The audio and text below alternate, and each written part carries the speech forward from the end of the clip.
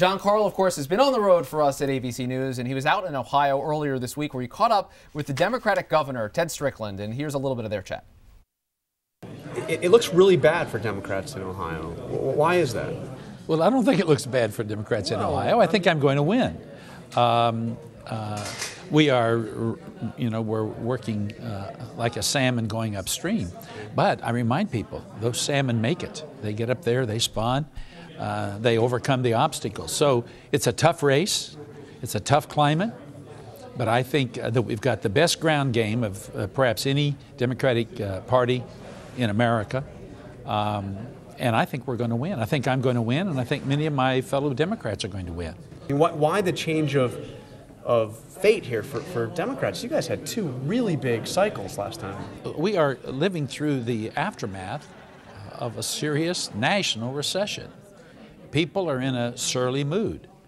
Many of them are angry, as they should be. I'm angry. But I want the anger to be directed toward those who caused the problem. And I think as we're coming to the end of this campaign, there is movement in our direction. Is it helpful to have the president out here? I mean, he's not exactly... Oh, yes. I think he was here in Columbus, yes. Ohio. He had 35,000, the largest crowd that he had had since the day he was inaugurated. It was a wonderful event, and I hope to get him back to Ohio. Absolutely. The president is the president. And turnout is the key to who's going to win this election. And the president can turn out voters like no one else. That's Governor Ted Strickland. Of course, Amy, there was a poll earlier this week that showed just 9% of Ohio voters said it would be they'd be more likely to vote for a candidate than President Obama. Yeah, and 72% of Democrats saying it made no difference. No difference whatsoever. See the president come in. All right, this is a perfect setup for our guest. We're going to note we like holding up anybody's book, because I think it's quite amazing that anybody who writes a book I have tremendous respect for.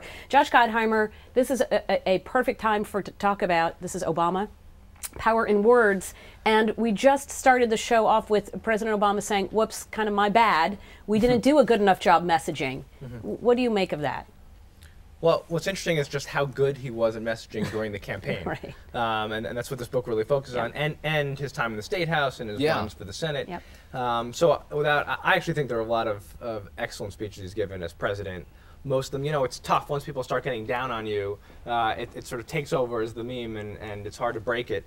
Mario Cuomo, former governor, said it best. You sort of campaign in poetry, you govern in prose. It's tough giving presidential speeches, and I think he's actually done a very good job. It's just there's a lot of noise out there. Right. Well, it seems to be a critical difference and I'm interested in your take on this. There's a difference between speaking and communicating, and I think that's really what the president's talking about. No one is saying he suddenly became a bad speaper. That's right. When he became president of the United States, but that's not the same way you connect. Exactly, and there's many ways. There's just so many vehicles to connect with people nowadays, right? Whether you're online, or you're tweeting, and speech giving and speech making it's so much harder to break through. And there's so much of it. I mean, if you look at, in a given presidential year, Truman gave 88 speeches, and I think it's so interesting. Clinton gave 500, and in Obama's first year, he gave 450.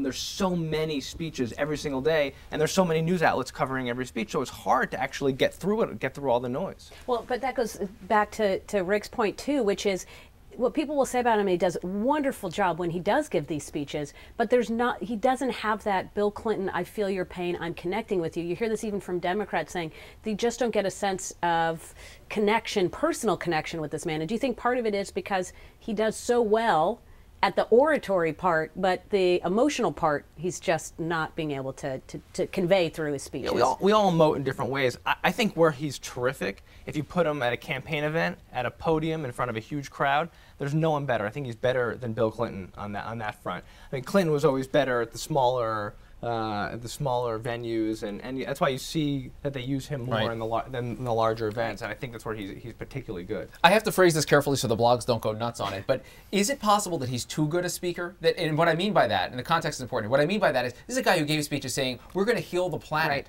We're going to, I mean, people thought he would come in and he would cure cancer and, everyone would live to be 300 years old. and he set the bar so high for himself. Right. I mean, that's, I think, one frustration. I think frankly, that's why I did the book in the first place, because you had to be taken by him as a campaign orator, right? I mean, it's sort of what grabbed you. I mean, you can't forget his first speech in Iowa the night he won the Iowa caucus, or even New Hampshire when he didn't win. He still gave an incredibly moving speech that captured people by his message and by how he delivered it.